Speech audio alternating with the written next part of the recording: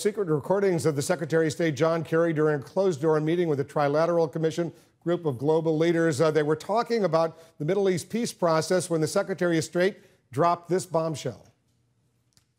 The unitary state winds up either being an apartheid state with second-class citizens, or it winds up being a state that destroys the capacity of Israel to be a Jewish state. Secretary now backing away from the use of that word, apartheid, issuing a statement saying, and I'm quoting him now, "If I could rewind the tape, I would have chosen a different word." That's from the Secretary of State.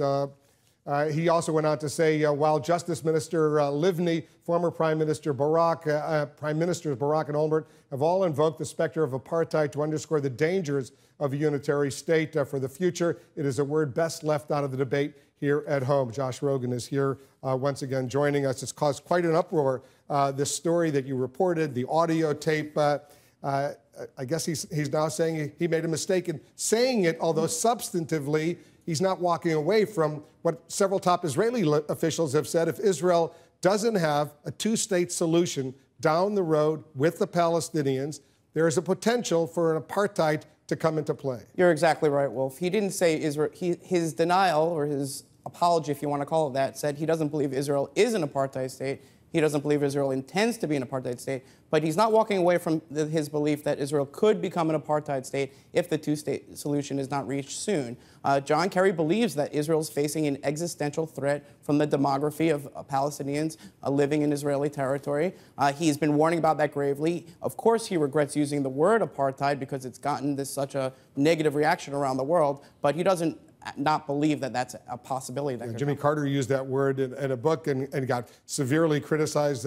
President Obama, when he was a senator, he rejected that word. Exactly. Now, you got all this at this meeting, this closed-door meeting, the Trilateral Commission. They've written a letter to the Secretary of State, very critical of what you did because it's supposedly off the record. Among other things, Joe Nye, the North American chairman, wrote this: "I am very distressed that Mr. Rogin somehow gained entrance to the meeting room, but also that he blatantly ignored the clearly stated rules we had established and under which you agreed to appear before the Commission. His actions tarnish the Commission's excellent reputation for honoring this pledge." They said you did something unethical. You sneaked into that room.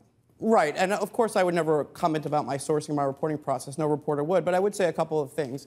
There's an important principle here. Reporters are not bound by agreements they're not a party to, right? I was not in any agreement with the Trilateral Commission, therefore I broke no agreement. I know that, you know that, Wolf. All reporters who work in this business know that. You were in the room when you heard that. I'm not talking at all about how I got the recording, because that's my sourcing and my reporting process. That belongs to me. Now, the greater principle here is that reporters have a duty, actually a responsibility, to report on what our leaders are doing and saying about important issues in public and private. That's journalism in the public service. That's what we do.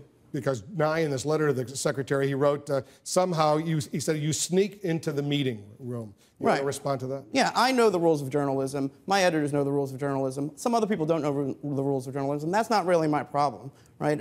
I got the tape with methods that were well above board. That if Joseph Nye doesn't agree with that, I'm sorry that he doesn't understand how journalism works. You know, what I do for my readers.